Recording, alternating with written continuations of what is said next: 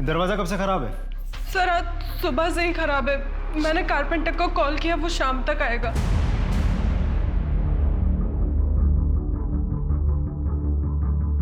ये चाकू इसी घर का है? नहीं सर। आप हॉस्पिटल अकेली गई थी? नहीं, जेठ जी मेरे साथ आए थे। आपको किसी पर कोई शक? नहीं। कौन कर सकता है ये? पता नहीं। क्या हो रहा है यहाँ पे? हाँ? क्या हो रहा है यहाँ पे? एक मिनट रुकिए, आप कौन? सर ये मेरे बाबा हैं। और ये कौन है? अनुज। हाँ? भाई साहब। भाई साहब। कहाँ से आ रहे आप? वो क्या बोलते हैं, वो बाजार से आ रहा हूँ मैं। भाई साहब। शिंदे, यहाँ आजू बाजू के लोगों से पूछताछ करो। शायद किसी ने किसी को अंदर आते हुए देखा हो। और सोसाइटी के वॉचमैन से भी पूछताछ करो, शायद उसने भी कुछ देखा हो। Right sir.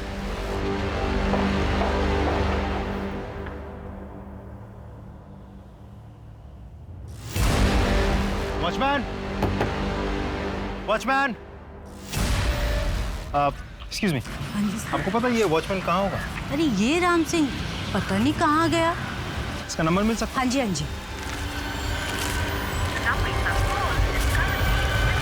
वॉचमैन का फोन ट्रैकिंग पे डालो और ऑन होते ही मुझे इन्फॉर्म करो। और उसकी बैंक डिटेल्स भी निकलवाओ और उस पर नजर रखो कि वो कोई पैसे विड्रॉ करता है या नहीं। सर। और ये फिंगरप्रिंट्स लेने के लिए फॉरेंसिक डिपार्टमेंट कब आ रहा है? सर टीम पहुंचती ही होगी। सर अब तक हमने एक ही तरफ की कहानी सुनी है। क्या कीर्ति पे हम इतना भरोसा कर सकते हैं कि वो हमसे सच ही बोल रही है? शिंदे, फिलहाल तो कोई भी शक के दायरे से बाहर नहीं है, कीर्ति भी नहीं। कानून सिर्फ सबूत पर भरोसा करता है। एक काम करो, अनुज की कॉल डिटेल्स निकालो। सर मेरा ब्रोकर का काम है।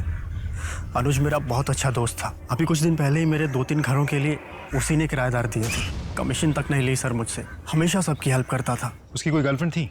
नहीं सर। कीर्ति और अनुज के बीच रिश्ता कैसा था? नॉर्मल था सर। एक नॉर्मल भाई बहन के बीच में जैसा बॉन्ड होता है वैसा ही था। सर बड़ी अच्छी लड़की है कीर्ति। कॉलेज से आकर मैथ्स पढ़ाती है मेरी बेटी को। बहुत अच्छे नंबर आए हैं इस बार एग्जाम में सर। लेकिन कीर्ति के पिता ओम है ना, वो एक नंबर का शराबी और बेवड़ा है। लेकिन अनुज, वो तो हीरा था, हीरा। वो एक एनजीओ चलाता था, कन्या विकास संस्था।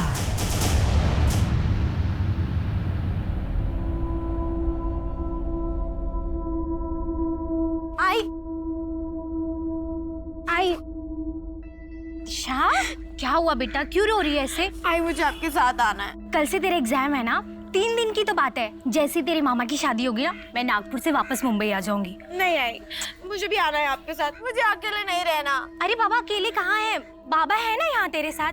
सुन, जाने दे आई को। अच्छा है, कोई डांटने वाला नहीं है। हम लोग बहुत मस्ती करेंगे, खेलेंगे, आइसक्रीम खाएंगे, है ना? और मैं जल्दी आ जाऊंगी, 3 दिन की बात है, ठीक है?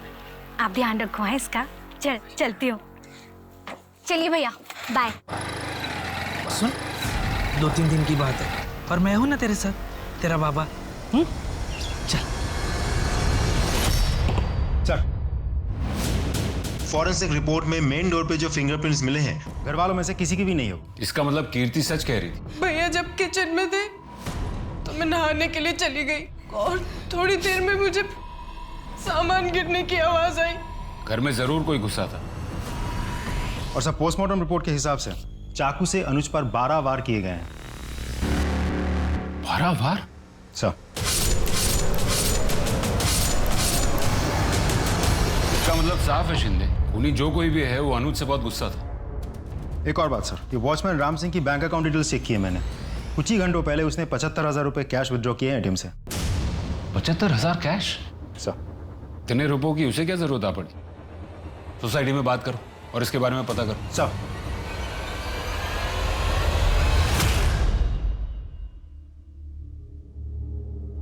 ताऊ जी, खाना।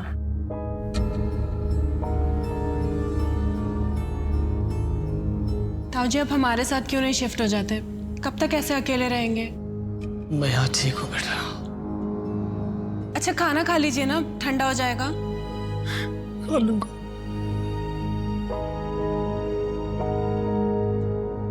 अनुज के साथ किसने किया होगा ये सब? तुम दोनों में तो एक दोस्ती जैसा रिश्ता था ना बेटा। शायद अनुज ने तुझे कभी बताया हो। नहीं ताऊजी। ताऊजी बेटा, मैं एक रिक्वेस्ट करना चाहता हूँ तुझसे। बोलिए ना। एनजीओ शुरू किया था अनुज की मम्मी ने, और उसके जाने के बाद अनुज ही संभालता था उसे। मेरी एक रिक्वेस्ट है बेटा, एनजीओ को तू संभाल ले। ताऊजी लेकिन मैं कैसे कर पाऊंगी ये सब? कर पाएगी बेटा, मेरा विश्वास है तू कर पाएगी। करेगी ना? बोल। ये लो क्या पी रहे हो तुम लोग? हाँ तुम लोग रोज बोलते थे ना मैं तुमको कभी नहीं पिलाता हूँ। ये लो आज मेरी तरफ से, वो भी अंग्रेजी वाले। ये मार, ये देख।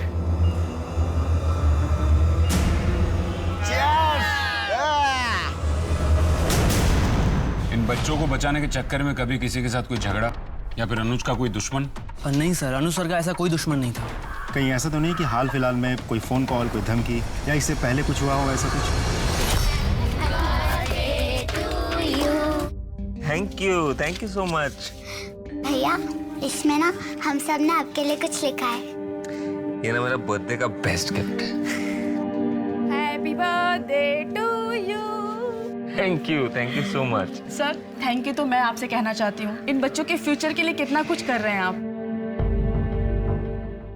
सर अनुज सर का कौन दुश्मन हो सकता है? उन्होंने तो सबके लिए अच्छा ही किया है, कभी किसी के लिए बुरा नहीं किया। सर ऐसे तो उनका कभी किसी के साथ झगड़ा नहीं हुआ, पर कुछ दिन पहले क्या?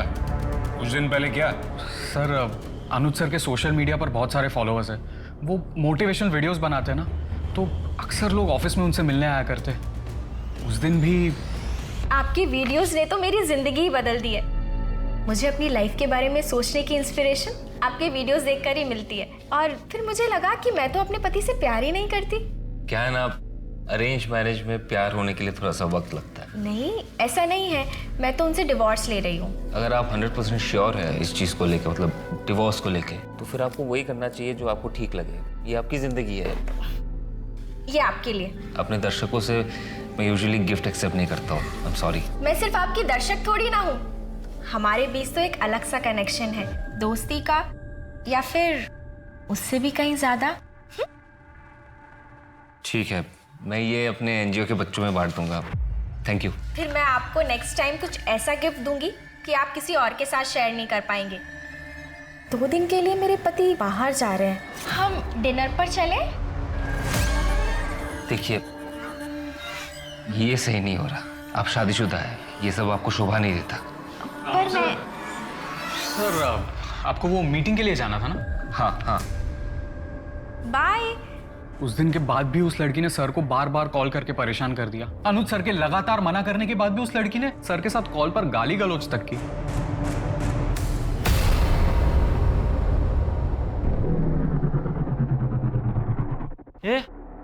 ये कपड़े इतने गंदे कैसे हो गए? वो गाड़ी गई थी पास से, पूरा कीचड़ उछालते हुए चली गई।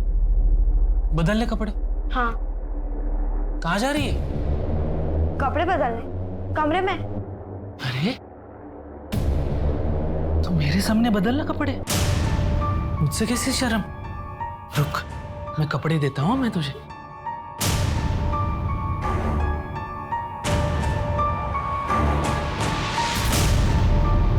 ये ले, बदल ले मेरे सामने। बदल कपड़े, मैं बदलता हूँ।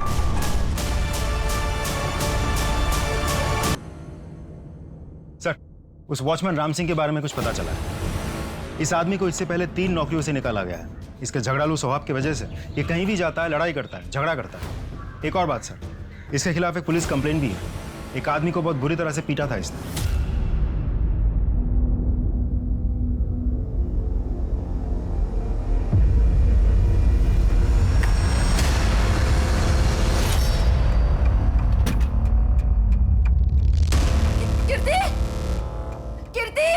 कीर्ति जल्दी आ। कीर्ति ये देख ना, सब खाली है, पैसे नहीं, गहने नहीं, कुछ भी नहीं। लास्ट कब देखे थे गहने? सर कुछ 4-5 दिन पहले। आई लॉकर ज्यादा खुलती नहीं है। उन गहनों की कोई फोटोज? हाँ।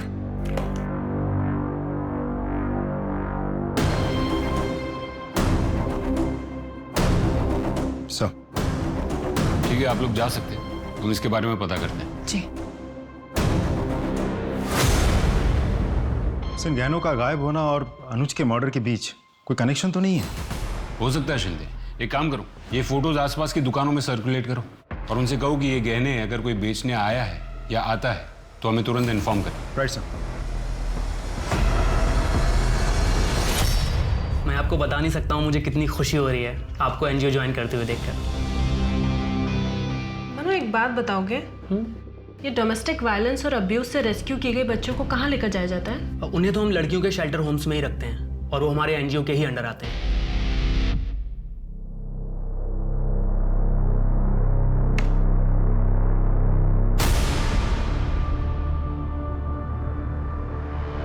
जली हुई रोटी। पिछली बार जो तुझे दर्द दिया था भूल गई क्या?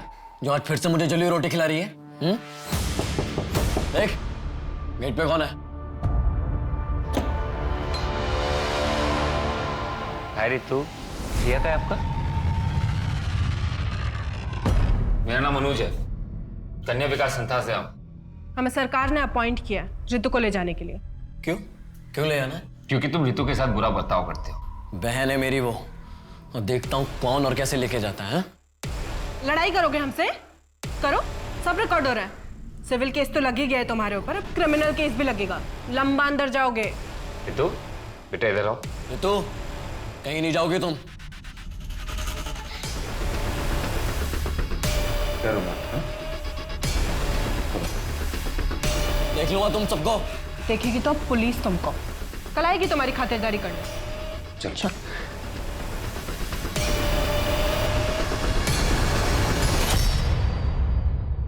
और ये शेल्टर होम्स कहाँ पर है? एक तो कोथरूड में है, दूसरा दापोली में।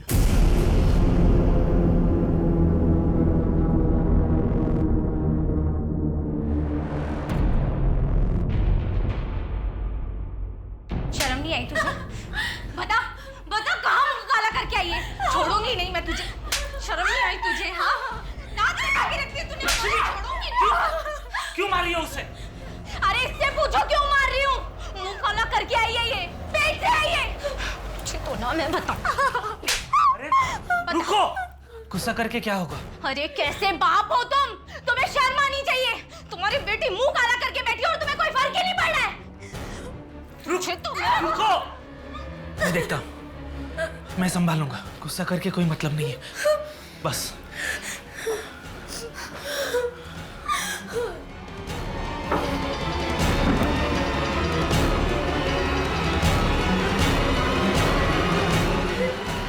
बेटा, सोचना भी नहीं मेरा नाम अपने आई को बताने के बारे में, वरना तेरे साथ साथ तेरे आई को भी मार दूंगा मैं, समझी तू? इसका कितना मिल जाएगा? असली तो है ना? खुद ही देख लो। ठीक है, मैं चेक करके बताता हूँ। देखो देखो।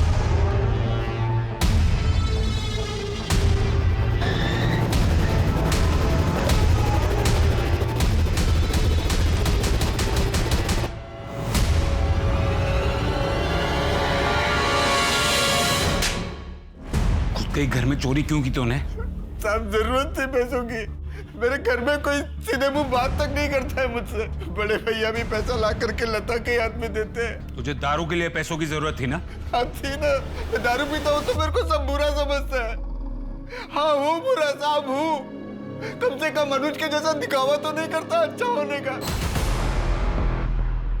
क्या मतलब? मतलब उसका चक्कर चल रहा था। वो रेस्टोरेंट में लड़की के साथ हाथ में हाथ डाल के ऐसे बैठा था, देखा मैं उसको। कब की बात है ये गए रविवार की बात है साहब। गए रविवार? तो गए रविवार तो वैलेंटाइंस डे। जी मैं कन्या विकास संस्थान से आई हूँ। आपके यहाँ पर एक लड़की आई होगी ऋतु, 30 जनवरी को। जी मैं चेक करके बताती हूँ।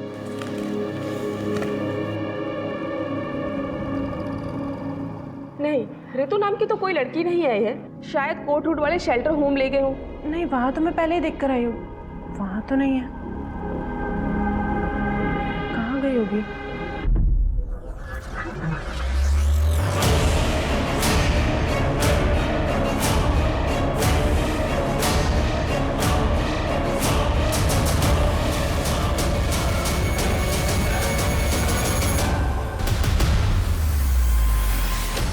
फरवरी का सीसीटीवी फुटेज दिखाओ। जी सर।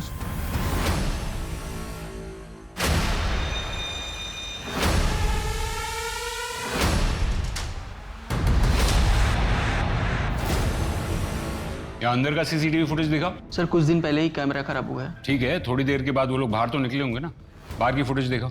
Yes sir.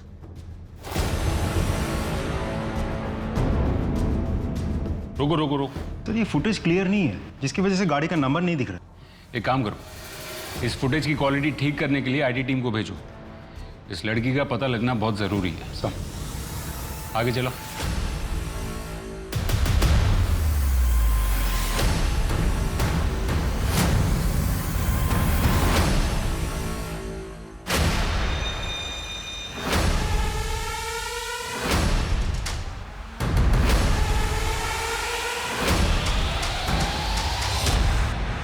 ये कौन है? सर ये तो दिनेश है, पास में ही रहता है सर। देखो, प्यार से पूछ रहे हैं तो बता दो, क्या हुआ था तुम्हारे और अनुज के बीच? क्या हुआ? कुछ नहीं हुआ तृप्ति, वो इंस्पेक्टर साहब को कुछ गलतफहमी हो गई थी। तृप्ति? हाँ। क्या तुम वही तृप्ति हो जो अनुज के ऑफिस से मिलने आई थी? तुम उससे मिलने गई थी? हाँ तो क्या? वैसे भी मैं तुमसे डिवोर्स ले रही हूँ। सर इसीलिए गया था मैं उस अनुज के पास। सर उसने मेरी शादीशुदा जिंदगी को तबाह कर रखा है और उसी की वजह से ये मुझसे तलाक तक ले रही है। और इसीलिए तुम झगड़ने वहां पहुंचे थे? सर मैं परेशान हो चुकी हूँ इस आदमी से। अनुज ने पुलिस कंप्लेंट की है ना इसकी। अच्छा किया, ले जाइए इसे, डाल दीजिए जेल में। जेल में कोई ना कोई जाएगा, ये बात तो पक्की है, क्योंकि अनुज का मर्डर हो चुका है।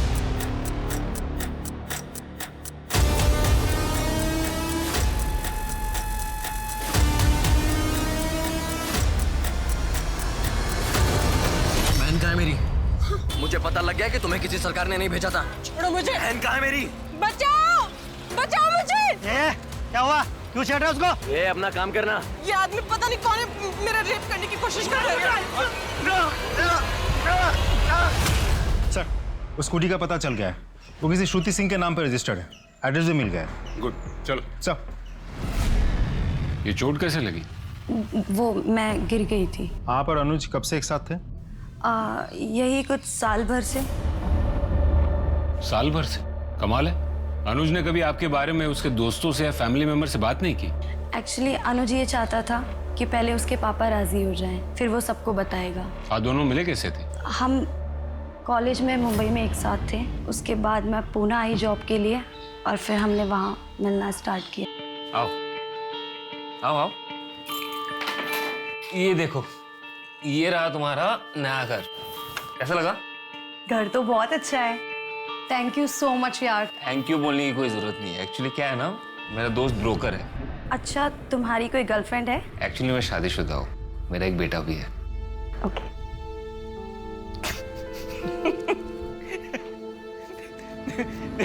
जैसे कॉलेज में थी ना, अभी भी वैसी हो। और तुम भी ना बिल्कुल वैसे ही हो, बिल्कुल नहीं बदले, बिल्कुल नहीं बदले।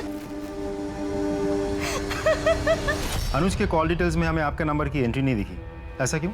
एक्चुअली हम कॉल पे ज़्यादा बात नहीं करते थे, ऑनलाइन चैटिंग पे बात करते थे। वैसे गिर कैसे गई थी आप? वो मैं जॉगिंग करते वक्त। सर, बहुत ही अजीब रिश्ता था दोनों के बीच। फोन पे एक दूसरे के साथ बात नहीं करते थे, 1 साल से एक साथ है, किसी को भनक तक नहीं लगी इस बात की। हाँ, अजीब तो है।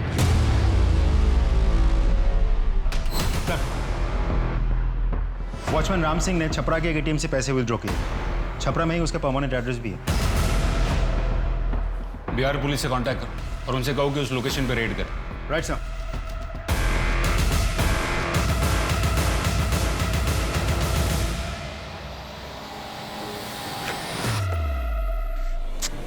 चाबी लाना तो भूल ही गई।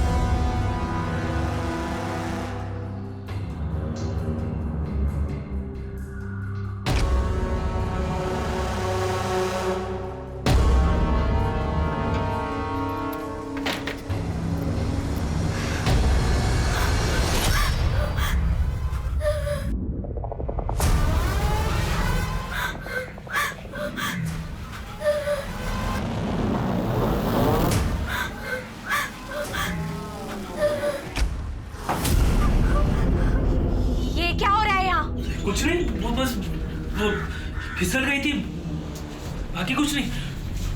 बाकी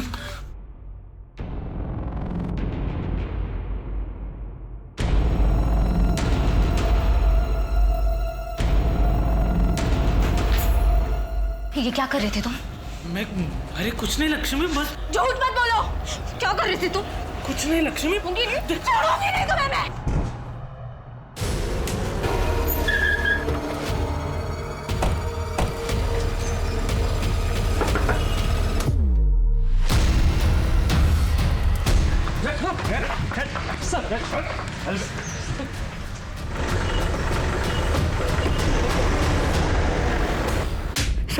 सच बोल, सच बोल। साहब, हमने अनुज बाबा को नहीं मारा था, वो अच्छे आदमी थे, उनको मारकर भला उनको काम मिलेगा साहब। पुलिस से भाग क्यों रहा था? क्यों भाग रहा था? गरीब आदमी डर गया था। पहले ही बिहार में एक केस चल रहा था हम पर, और पुणे में भी केस हो जाता तो हमको काम नहीं मिलता साहब। तूने खून किया ही नहीं, तो खून होने के तुरंत बाद ही क्यों भागा तू? खबर फैलने से पहले तुझे पता चल गया कि मर्डर हुआ है। कैसे? तूने किया ही नहीं तो तुझे कैसे पता? वो क्या था कि पुलिस को हमने सोसाइटी में आते देख लिया, और सोसाइटी में भी यही बातें हो रही थी, इसलिए भाग गया साहब। अचानक 75,000 रुपए निकालने की क्या जरूरत पड़ गई थी तुझे? काफी लोगों के उधार चुकाने थे साहब, इसलिए मैंने पैसे निकाले, सोचा सबका कर्जा चुकता कर दूं। अच्छा ठीक है, तू सच बोल रहा है झूठ इसका अभी पता चल जाएगा। इसके फिंगरप्रिंट्स लो। क्यों साहब? क्यों? अभी तो तू कह रहा था ना तेरा ऐसे कोई लेना देना नहीं है, फिर उंगलियों के निशान देने में इतना घबरा क्यों रहा है? ये क्या कह रहे हैं आप? चल अंगूठा डाल, डाल। साहब रुकिए साहब, हम बताते हैं साहब। उस दिन हम सोसाइटी में ही थे, ड्यूटी पे था, तभी कुछ टूटने और फूटने की आवाजें सुनाई दी। वही आवाज सुनकर मैं वहां पहुंच गया था साहब। बाकी मैंने मर्डर नहीं किया, मैं सच बोल रहा हूँ साहब। तूने मर्डर नहीं किया तो किसने किया? बोल।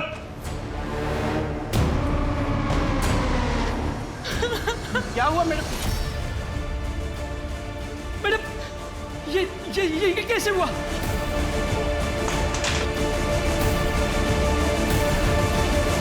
कोई मेरे घर में घुस गया, भैया को मार दिया। तुमने देखा क्या किसी को बाहर जाते हुए? नहीं मैडम, मैंने किसी को नहीं देखा। तुम झूठ मत बोलो, तुमने देखा होगा, तुम बाहर ही बैठे थे। मैडम मैं बिल्कुल सच बोल रहा हूँ, मैंने किसी को नहीं दिखाते हुए। इसलिए साहब हमने एटीएम से 75,000 रुपया निकाले और अपने गांव भाग गए, क्योंकि पहले से ही हमारा नाम पुलिस रिकॉर्ड्स में था, और फिर से किसी केस में हमारा नाम ना आ जाए, इसलिए मैं यहाँ से भाग गया। सर मैंने नहीं मारा है अनुज भैया को, मैं तो बस चाकू बाहर निकाल रही थी। तो फिर तो चाकू पर तुम्हारे फिंगरप्रिंट्स होने चाहिए, वो क्यों नहीं मिले? और जब तुम्हारी माँ घर पर आई उसने तुम्हारे हाथ में चाकू नहीं देखा था। डर के मारे तुमने कपड़े से साफ करके फिंगरप्रिंट्स मिटा दिए। क्यों? जब मारा ही नहीं तो सबूत क्यों मिटाए? सर आप ऐसे ही हवा में इल्जाम लगा रहे, कोई सबूत है आपके पास? एक नई बात सामने आई। सर ये आदमी एनजीओ में घुसा है और वहां पर हंगामा कर रहा था। तो क्यों ना करो हंगामा? तुम्हारा अनुज मेरी बहन को लेके गया था, कहाँ है वो? सर ये बात इससे 10 बार कह चुका हूँ। सर इसकी बहन का नाम हमारे रिकॉर्ड्स में नहीं है, और अगर वो सर हमारे एनजीओ आई भी होती तो हम उसे शेल्टर होम भेजते। पुणे में 2 शेल्टर होम है और मैंने दोनों जगह बात की है। इसकी बहन ऋतु का नाम वहां भी नहीं है। सर ये बिल्कुल झूठ बोल रहा है। कौन कौन आया था तुम्हारी बहन को लेने? सर अनुज था और साथ में एक सरकारी कस्टोडियन लड़की थी। किस दिन की बात है ये? 30 तारीख को 3 बजे के आसपास। शिंदे सर, अनुज की कॉल डिटेल्स एक बार फिर से चेक करो, खास करके 30 तारीख की डिटेल्स चेक करो।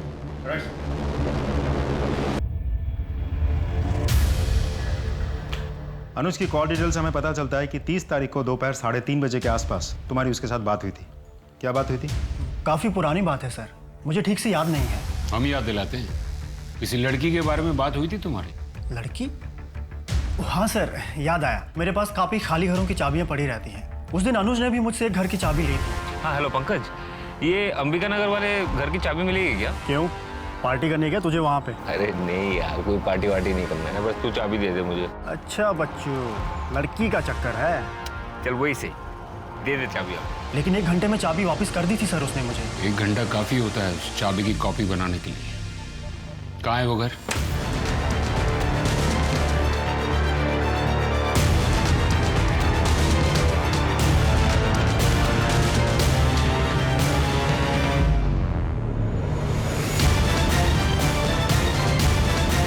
बेटा अनुज भैया तुमको उस दिन घर से लेकर गए, उसके बाद क्या हुआ? अनुज भैया वो मैं आओ आओ, शेल्टर होम मंडे को खुलेगा, तब तक तुम यहीं पे रहोगी, ठीक है? भैया इतने बड़े घर में मैं कभी नहीं रही। थैंक यू भैया। चलो तुम्हें घर दिखाता हूँ। हाँ। इस तरफ। अनुज भैया मेरा पूरा ख्याल रखते थे, अच्छे से खाना देते थे। अच्छा है, किसी भी चीज की जरूरत पड़े तो मुझे बताना, ठीक है? फिर उसके बाद क्या हुआ?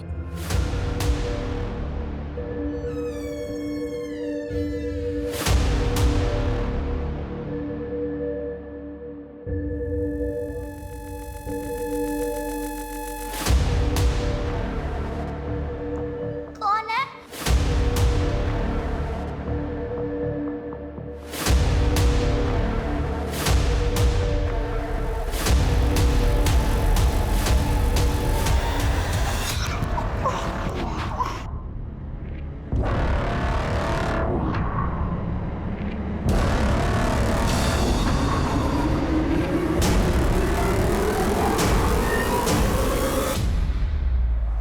घबराओ मत, मैं ही तो हूं। मैंने तुम्हारे लिए इतना कुछ किया है, तुम मेरे लिए इतना तो कर ही सकती हो ना?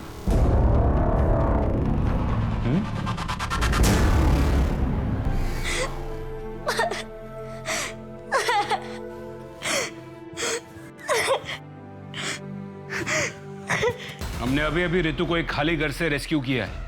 तुम तो जानती हो ना रितु को? रितु ने हमें बताया कि अनुज ने उसे फिजिकली मोलेस्ट किया था। तुम्हें कुछ कहना है इसके बारे में? क्या तुम इन सब में डायरेक्टली या इनडायरेक्टली इन्वॉल्व थी? तुम भी तो थी ना रितु को उसके भाई के घर से बाहर निकालने में? बताओ कीर्ति, तुमने अनुज का खून क्यों किया? सर आप अभी भी हवा में इल्जाम लगा रहे हैं। आपको पहले भी बोल चुके हैं, मैंने अनुज भैया को नहीं मारा है। बाकी अगर कोई सबूत है आपके पास तो दिखाइए। सबूत नहीं है, आई विटनेस है, जिसने तुम्हें मर्डर वेपन हाथ में पकड़े हुए देखा था और फिर तुमने उस वेपन पर से अपने फिंगरप्रिंट्स मिटा दिए। इसलिए सबूत न होने के कारण तुम पर मर्डर तो नहीं, लेकिन मर्डर वेपन के साथ छेड़छाड़ करने का केस तो बनता है। और जब तक ये केस कोर्ट में नहीं जाता तुमको यहीं रहना होगा।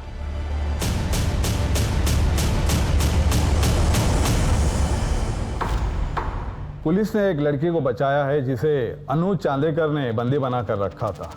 हो सकता है इसका इस केस से कोई वास्ता ना हो और ना ही मर्डर वेपन पर आपके फिंगरप्रिंट्स मिले हैं। लेकिन मिस कीर्ति चांदेकर, मर्डर वेपन हाथ में पकड़े हुए डेड बॉडी के पास आपको देखा है एक आई विटनेस ने। इस सफाई में आप कुछ कहना चाहेंगी? Not guilty. लेकिन उस दिन के बारे में मैं कुछ और बताना चाहती हूँ। बताइए उस दिन क्या हुआ था?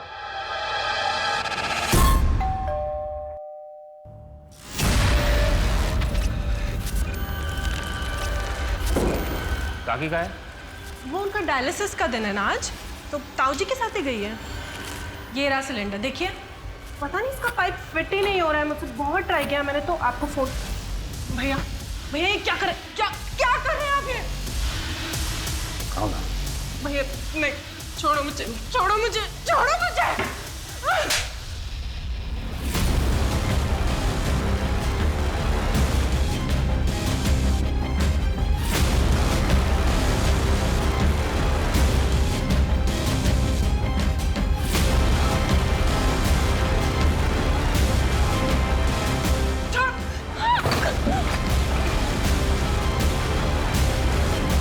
भैया प्लीज प्लीज मुझे जाने दो, प्लीज छोड़ दो। क्या हो गया तुझे? हाँ? क्यों भाग रहे हैं मुझसे? हाँ? भैया नहीं, नहीं, छोड़ो, छोड़ो, छोड़ो मुझे।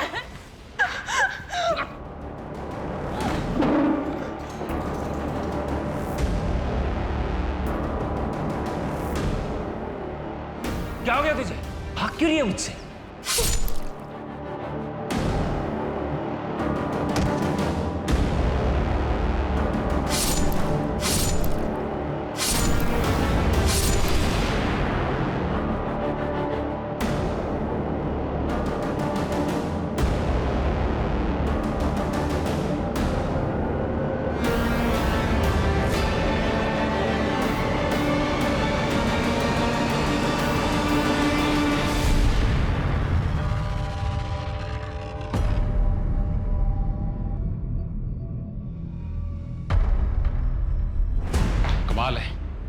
हम उसे पूछते रहे तब वो यही कहती रही कि उसने अनुज का खून नहीं किया। अब यहाँ कोर्ट में उसने सब कबूल कर लिया। पता नहीं कीर्ति ऐसा क्यों बोल रही है। मेरा बेटा अनुज कभी भी ऐसा नहीं कर सकता। सिर्फ कीर्ति नहीं, अनुज भी कितना शरीफ है इस बात को साबित करने के लिए एक और सबूत है हमारे पास। मतलब? एक लड़की की ऐसी हालत है कि वो हॉस्पिटल में, तो दूसरी बदनामी के डर से इतनी सहम गई है कि अब भी अनुज के मरने के बाद भी वो लोगों से यही कहती है कि वो अनुज की गर्लफ्रेंड थी, जबकि हकीकत ये है कि वो भी कीर्ति की ही तरह अनुज की दरिंदगी का शिकार थी। नहीं, ये क्या बात करें इंस्पेक्टर साहब आप। अनुज बहुत अच्छा लड़का था, कीर्ति का इतना ख्याल करता था। कीर्ति का क्या, हम सबका ख्याल रखता था। अनुज तो अनजाने लोगों की भी मदद किया करता था। कीर्ति झूठ बोल रही है। कमाल है, आप कीर्ति की माँ है, वो कह रही है कि उसके ऊपर रेप अटेम्प्ट हुआ है और आपको उसकी बात पर यकीन नहीं। क्यों? क्योंकि हमें कीर्ति से ज्यादा अनुज पे विश्वास था। कीर्ति की झूठ बोलने की आदत से हम परेशान हो चुके थे। कॉलेज जाने वाली छोटी छोटी बातों को लेके भी वो झूठ बोला करती थी हमसे। देखिए, बच्चे तो ऐसी बातों में अक्सर झूठ बोल ही देते हैं। इसका मतलब ये नहीं कि वो अभी झूठ बोल रही हो। लेकिन ये एक बार नहीं, कई बार हो चुका है इंस्पेक्टर साहब। एक बार हमारे घर में एक मजदूर आया था, उससे लोगों से उसने ये कहकर पिटवाया कि वो उसे घूर रहा है। आप ही बताइए, कीर्ति की बातों पे विश्वास कैसे करें? लगभग 1 महीने से ज्यादा ये केस कोर्ट में अटका रहा। जब बात रेप की होती है, मॉलेस्टेशन की होती है, तो समाज की सोच ही उलट जाती है। जहां किसी और केस में गुनहगार से सवाल किए जाते हैं, वहीं जब बात हो रेप की तो उस पीड़ित औरत से सवाल किए जाने लगते हैं। उल्टा उस लड़की पर ही दोष लगने लगते हैं कि उसने कुछ किया होगा, उसने उकसाया होगा, गलत कपड़े पहने होंगे, गलत टाइम पर घर से निकली होगी, वगैरह वगैरह। इसी के चलते भारतीय न्याय प्रणाली में औरतों के खिलाफ हो रहे रेप्स, बढ़ते हुए अपराधों को लेकर ठोस कानून बनाए गए हैं। लेकिन कई बार लोग इन्हीं कानूनों का गलत इस्तेमाल करते हैं, जिससे सही और गलत में अंतर करना मुश्किल हो जाता है। लेकिन यहाँ सवाल ये उठता है कि क्या कीर्ति वैसी थी जो झूठ का सहारा लेकर अनुज को बदनाम कर रही थी? आप ये कह रहे हैं कि अनूप चांदेकर काफी सालों से आप पर रेप करते आए हैं? जी सर। मैं 13 साल की थी, तब से वो ये सब करते आए मेरे साथ। मेरा 13th बर्थडे था, तब उन्होंने सबसे पहले। भैया, हम कहाँ जा रहे हैं? भैया भैया रुको ना, कहाँ जा रहे हैं हम? बोलो ना।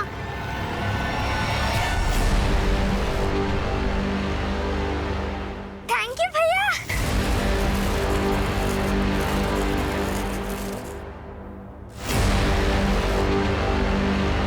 बहुत सुंदर है। पहन के दिखा। घर पहुंच नहीं, अभी यही। नहीं छोड़ो भैया, दुख है। जैसा मैंने कहा, अगर वैसा नहीं किया तो इससे ज्यादा दर्द होगा।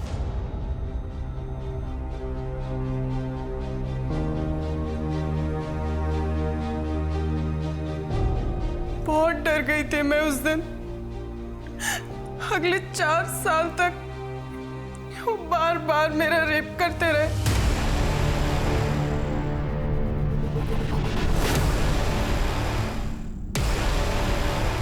क्या सोच रहे हैं सर? अब तो केस भी सॉल्व हो गया। शिंदे, अभी भी ऐसा लग रहा है जैसे केस की कुछ कड़ियां अब भी जुड़नी बाकी। मैंने बहुत कोशिश की कि मम्मी को सब कुछ बता दूं। अरे वाह कीर्ति, नई फ्रॉक किसने दी? अनुज भैया ने। कितनी खूबसूरत फ्रॉक है, कितनी छान दिसते तुला। लेकिन इतनी गंदी कैसे हो गई है? वो अनुज भैया ने कहा सामने पहनने के लिए। ठीक है, एक गंदी हो गई ना फ्रॉक, जाके बदली कर दे। हाँ?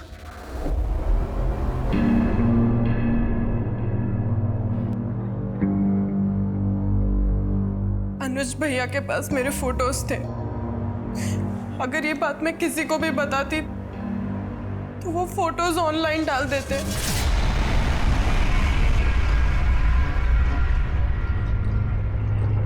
पुलिस के पास कोई सबूत है जिससे ये प्रूव हो सके कि ये एक्ट ऑफ सेल्फ डिफेंस नहीं प्लान्ड मर्डर था?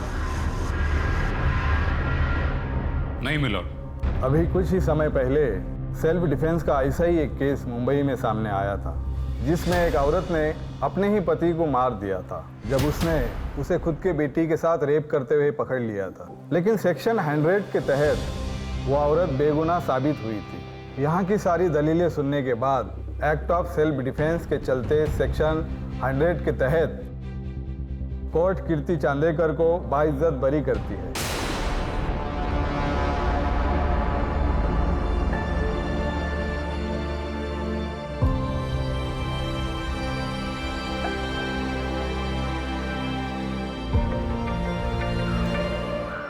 क्या सोच रहे हैं सर? अब तो केस भी सॉल्व हो गया। शिंदे, केस खत्म होने में और केस सॉल्व होने में फर्क है। केस खत्म हो गया और कोर्ट ने फैसला भी सुना दिया है, मगर अभी भी ऐसा लग रहा है जैसे केस की कुछ कड़ियां अब भी जुड़नी बाकी है। कीर्ति ने अनुज को घर बुलाया जब ये हादसा हुआ। जब घर में कोई नहीं था उस वक्त गैस खत्म हो गई और वो चाकू भी वहीं टेबल पर पड़ा था। एक ऐसा चाकू जिसके बारे में घर वालों में से किसी को भी नहीं पता। घर वालों में से किसी ने वो चाकू नहीं खरीदा था, इसका मतलब कीर्ति ने वो चाकू खरीदा होगा। आसपास की दुकानों में पता करो।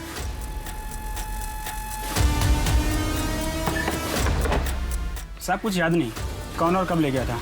फोटो चेक कीजिए।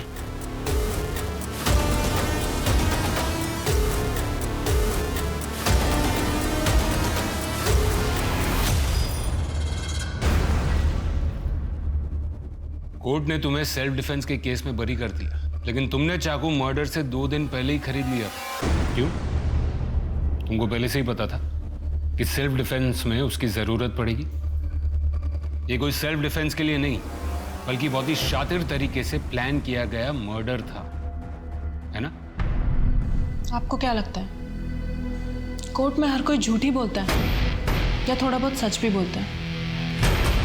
बचपन से मेरे साथ रेप होने वाली बात एकदम सच है। मतलब तुमने जो भी किया वो बदले की भावना से किया। लेकिन एक बात समझ में नहीं आई, अगर तुमको अनुज को मारना ही था तो इतने सालों के बाद क्यों मारा? एक बात बताइए, अगर आपके साथ कभी कुछ बुरा हुआ हो, क्या आप चाहेंगे किसी और के साथ भी वैसा हो? ये किसके लिए? रितु के लिए, नई जिंदगी की जो शुरुआत कर रही है। अच्छा, आप शेल्टर होम में जा रहे हैं ना? मैं भी चलूं आपके साथ? अरे नहीं, वो ज्यादा लोगों से मिलने नहीं देते उसे। इतना जो सहा है उसने अभी। कौन से शेल्टर होम में है वो? जहाँ पे भी है खुश है। तुम जान के क्या करोगे? ऋतु के साथ वो सब ना हो जो मेरे साथ हो रहा था। उस दिन अनुज के साथ ऋतु के घर मैं ही गई थी। मुझे लग रहा था मैं उसकी मदद कर रही हूँ, लेकिन जब मैंने वो फ्रॉक देखी तब मैं समझ गई कि ऋतु खतरे में है। ऋतु के साथ मैं ऐसा कुछ भी नहीं होने दे सकती थी जो मेरे साथ हुआ है। लेकिन एक बात तो तय है कि तुमने मर्डर किया है, एक प्लान्ड मर्डर। आपको जो सोचना है आप सोच सकते हैं।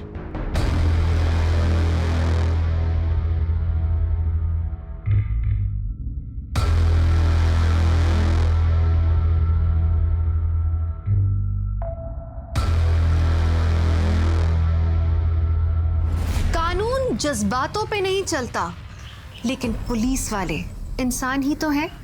सही और गलत में वो फर्क साफ देख सकते हैं। कीर्ति ने खून किया, लेकिन उसके पीछे उसका इंटेंशन किसी की जान बचाने का था, सेल्फ डिफेंस नहीं, लेकिन डिफेंस तो था। अनुज जैसे दरिंदे अपने नापाक इरादे को पूरा करने के लिए हमेशा मौके की तलाश में रहते हैं, लेकिन हमें उनसे सतर्क रहना चाहिए। कानून के दायरे में रहते हुए हमें सही कदम उठाना चाहिए।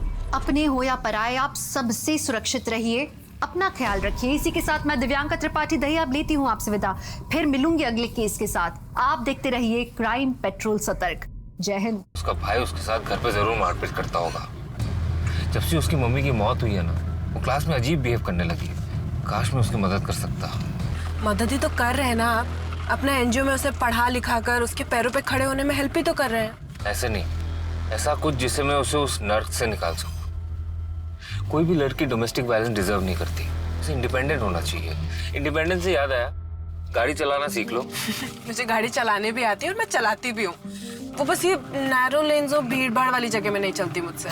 भीड़ भाड़ में चलाओ, कॉन्फिडेंस बढ़ाओ अपना, ठीक है? बाकी मैं तो हुई। ठीक है।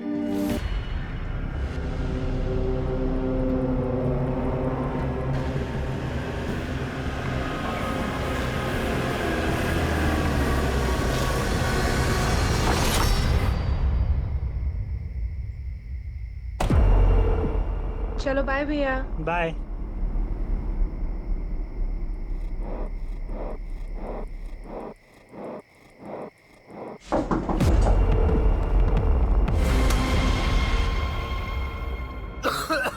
अरे मेरी सांस ही नहीं चल रही है।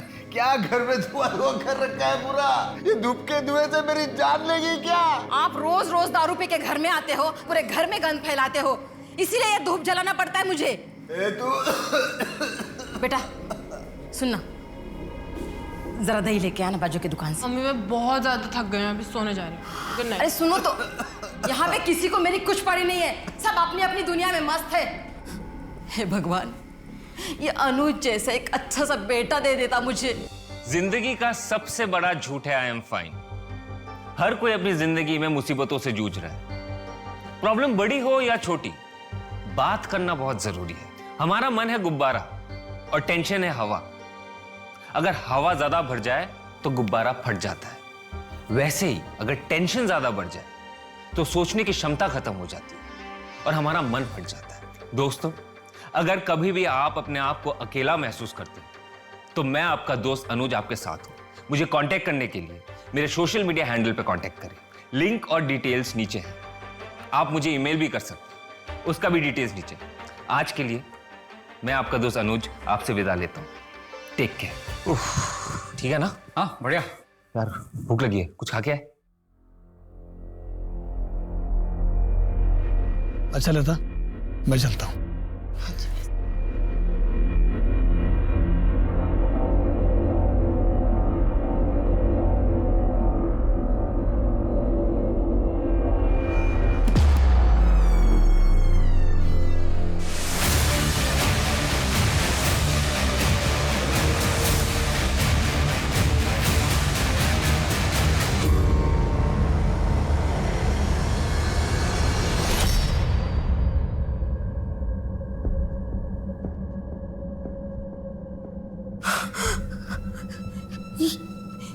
ये कैसे हो गया?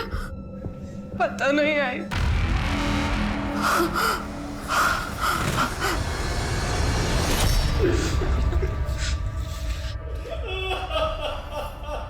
सर गैस खत्म हो गया था। हम मम्मी डायलिसिस के लिए गई थी, बाबा भी घर पे नहीं थे। मैंने भैया को कॉल करके बुला लिया। ये रहा सिलेंडर, देखिए ना इसका पाइप फिट नहीं हो रहा मुझसे। चलो अभी कर देता हूँ। हाँ आप कीजिए ना, मैं फ्रेश होके आती हूँ। ठीक है। और थोड़ी देर में मुझे सामान गिरने की आवाज आई।